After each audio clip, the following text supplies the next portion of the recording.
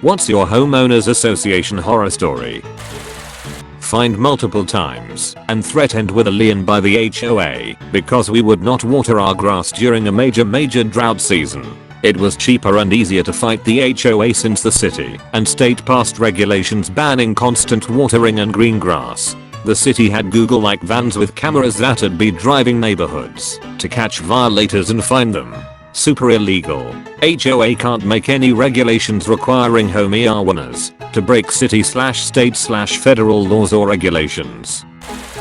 Only plant oak trees even after multiple arborists and botanists informed the board that doing so would give all of them various diseases and all would need to be cut down 10 years later, or have been cut down because they have diseases and mites. I'm an arborist, and seeing oak trees planted between the sidewalk and road for 5 feet of space drives me nuts. The HOA neighborhood I grew up in had 2 oaks in front of every house. 20 years later the roads and sidewalks are cracked or bulging.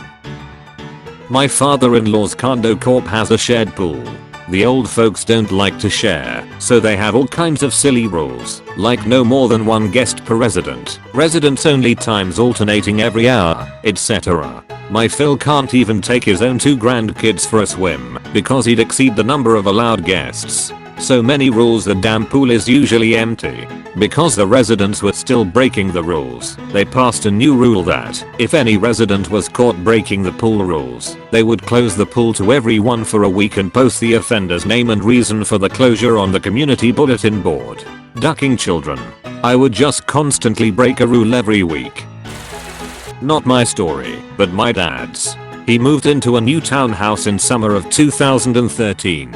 It was a foreclosure property, as the previous tenants were kicked out for not paying their mortgage and for not paying their HOA dues. They gave everyone in the HOA new patios and decks the summer prior. It was required, and you had to get a new deck/patio. The tenants had to pay for them in monthly installments in the next 3 years along with their HOA dues. As I said, the previous tenants foreclosed on their home. However, there was one rule placed when they got the decks, which was that you couldn't move out without paying off your deck first. He was told by HOA that he would not have to pay off the deck because it was foreclosed and he was not responsible at all for paying it off. Sweet. Free deck. He signed off on that. He moved in, but then he started getting assessments from the HOA for the deck. But, wait, he wasn't supposed to be paying for the deck. He fought it with the board. Even with the signed thing saying we didn't have to pay for the deck, the board went against him. He ended up having to pay off the remaining balance on the deck. To this day, he refuses to speak about this topic. It's a trigger for him. I'm doing a giveaway of 4 $25 Amazon gift cards when I reach 1500 subscribers. Like and subscribe to participate. My HOA horror stories all revolve around dealing with them as a dispatcher. The fact that a HOA doesn't want cars parked on their street has nothing to do with whether or not it's legal to do so, and there really is no argument. The police can't legally tow a car that isn't parked in violation of any law, regardless of what you like or don't like, but they will argue and want to talk to the chief of police. My ex-BF's father was part of the homeowners board for their townhouse community. His wife would walk their dog around the entire neighborhood every day and carry a notebook to write infractions to report back to her husband. Ridiculous stuff. Neighbors have a window AC unit. Reported and fined. Have a garden that's a square foot too big. Reported and fined. Some people have absolutely no lives. When we first moved and I asked the neighbor across the street how serious the HOA was here, he said bad, and then told me a story where he got a notice with a photo of his recycle bin being left on the street for too long. The photo was of him walking the recycling bin back to his garage.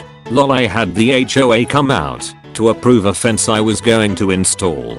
The lady at the HOA office was very nice and said my plans were within the covenant bylaws, etc. We just need to have the inspector check it out himself to sign off. When he gets to my house he says he doesn't understand what I wanted to do. I explained the type of fence I wanted to install, and he said that wasn't, from his knowledge, allowed. I walk him out to the street and point 2 houses down and say that house right there has the fence I want to install. He scoffs at this, walks down to look, and sure enough it was exactly as I described it. He tells me, well, we don't like to have a bunch of different types of fences in the neighborhood. I reply, I don't care what you prefer. The covenant says I can have that fence and that's what I'm going to install, because it's within the specifications of the covenant. Old fella didn't have much to say after that. I got a letter the next week with approved for fence install. My good friend had a story. Her and her husband moved into this gated community. She loves having a bird bath in her backyard, and she gardens a lot, so the decoration makes sense. Turns out her HOA figured out that she had said bird bath in her backyard. Apparently BIRDBATH equals LAWN ornament, which was forbidden. She told them she would remove it. A week later she gets another message saying that it hasn't been removed. It wasn't. Obviously her and her husband put it together that the HOA is snooping in her backyard. For a week, she spends her time outside sunbathing and setting her trap. Sure enough, an HOA narc opens the gate to their backyard and sees her in the instant call to the police for privacy violations. The HOA gave up and let her have a bird bath. She is now on the board of the HOA and they leave her alone. Our HOA ordered us to clean our recently power washed black shingle roof because all the shingles were so dirty they turned black. I had just moved into my house a few months prior when I got a letter threatening to be fined $200 stating that my mailbox wasn't black. I thought surely they had the wrong house because my mailbox was in fact black. So I contacted them and they gave runaround arguing that it wasn't. I told them to come look and of course they said it was on me to prove to them it was black. So I snapped a photo and emailed it to them. I hear nothing back for well over a month. Then get another letter giving me a courtesy week extension before I'm fined. I'm livid at this point, so contact the HOA again asking for an explanation as to what exactly the problem is. I'm finally told that neighbors felt my mailbox was rather worn and needed to be painted or replaced. So basically it wasn't black enough for them. So I ducking painted it. Now for the part that set me over the edge. After a few months or so I learned that the ducking HOA will replace a mailbox as it's covered under RUD terms. So I called them asking about why they threatened to fine me when they were the ones that should replace it if not to standard. They stated it was because they had no open work orders for my mailbox and that it was my responsibility to notify them if it needed maintenance, not theirs. My family moved to a new neighborhood when I was in kindergarten.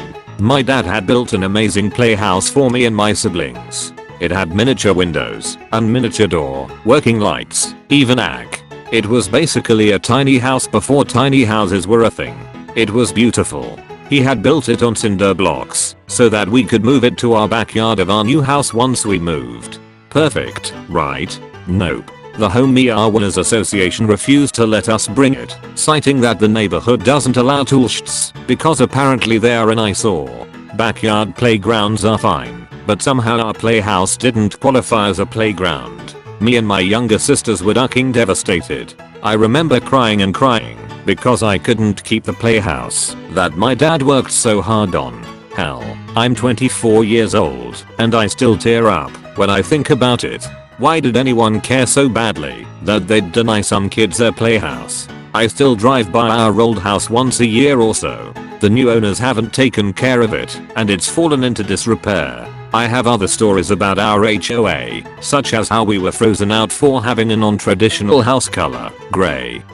It was ducking grey and a woman who used to walk around the neighborhood with a clipboard to write people up for offenses that shouldn't matter.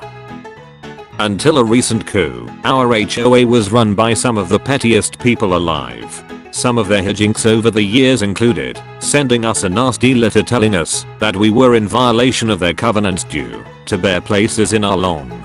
We were in the midst of totally replacing the sod in our yard as part of a landscaping plan the HOA approved, sending us a violation letter because the trash can had not been moved back inside until 10 minutes after the deadline, 6 PM on trash pickup day, because no one has a commute or an emergency or works different hours than the HOA board members. This was sent with a time-stamped photo of the trash can. and my personal favorite, sending us a violation letter that we needed to replace our mailbox because it was damaged and we would be fined $25 a day until we did so. The mailbox was fairly new, so I went out to look at it. It was absolutely covered with bird poop.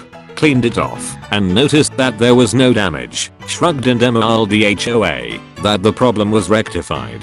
They came out to verify that it was, and I got another letter. More bird poop.